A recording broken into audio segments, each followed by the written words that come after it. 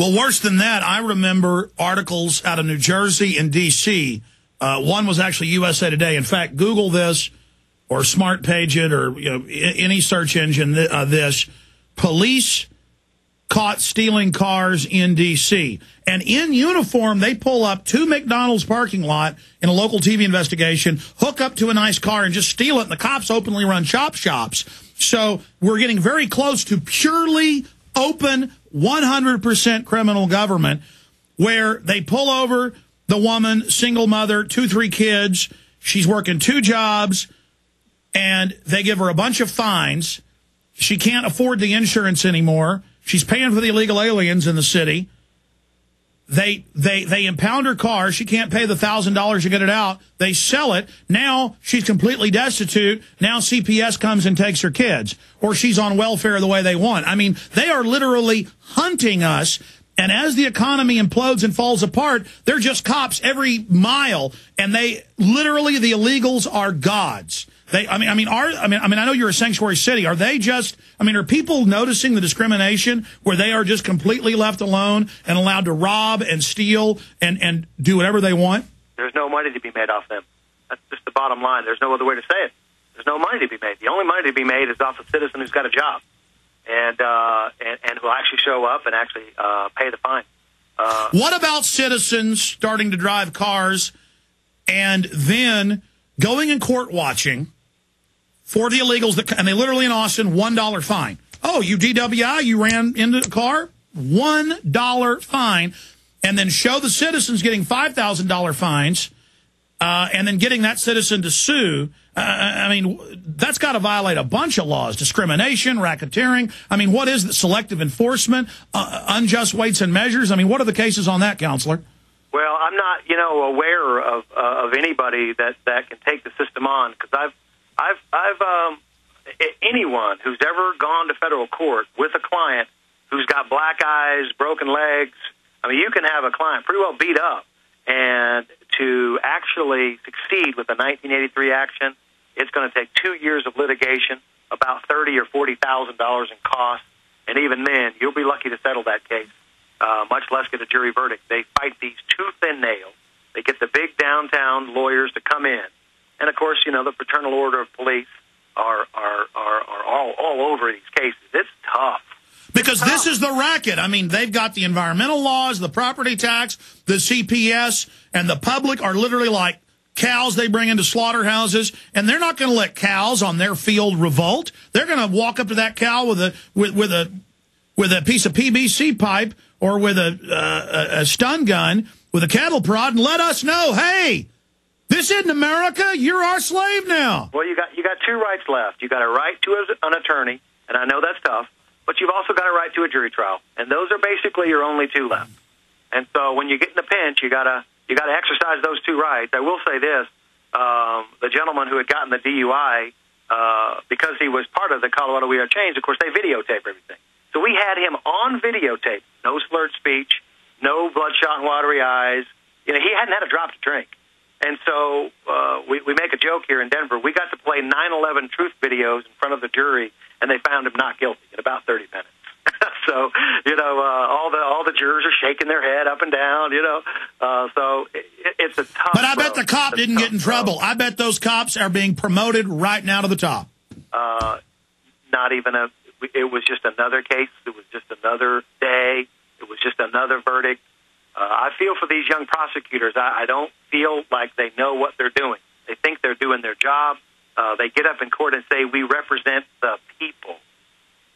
I'm Jim Smith for the people. I almost laugh out loud every morning when I hear that. These district attorneys, with all due respect, I'm a lawyer. I can't badmouth other professionals, but they no more represent the people than the man on the moon.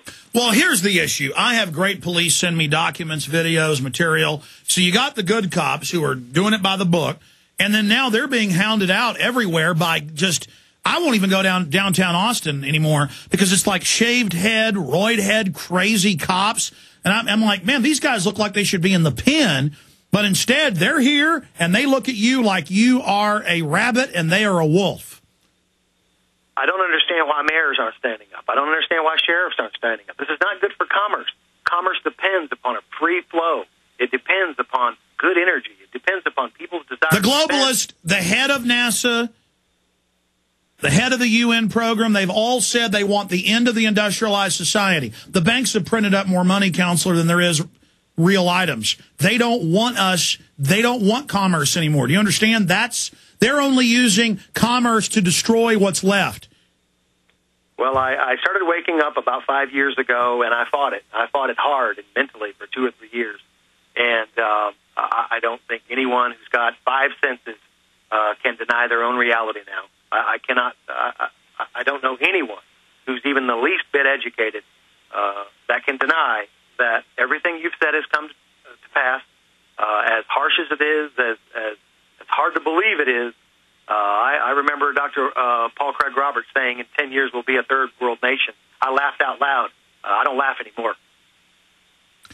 Well, the Germans couldn't believe it would happen. The Russians, folks, this is the norm. The norm is living in a jackboot thug society. Give us your website again, Gary. Gigisup.net. Gary Fielder, gigisup.net. People can see the videos there, find out more about what you're doing. If you ever come through Austin, we'd love to have you in studio. And look at the success you've had standing up. We had more good counselors, good attorneys like yourself. But this is a process. I do see a lot of lawyers waking up. I talked to a former judge who's my lawyer, high-powered, famous judge here in Austin, and he said, it's all true, Alex. I didn't believe you, 10 years ago. Thought you were a kook. It's all true. Arte Saveda takes blood without warrant in Austin. Gary, thank you for coming on with us. Thank you. I'll be at the University of Texas on March 18th. Stay there then. We've got Michael Springman joining us for about 40 minutes to talk about the underwear bomber. He was the chief of the visa section in Jeddah, Saudi Arabia, working for the State Department, and wouldn't let the hijackers back into the U.S. and was told let them in, and later he found out they were being CIA protected. Same thing with the underwear bomber.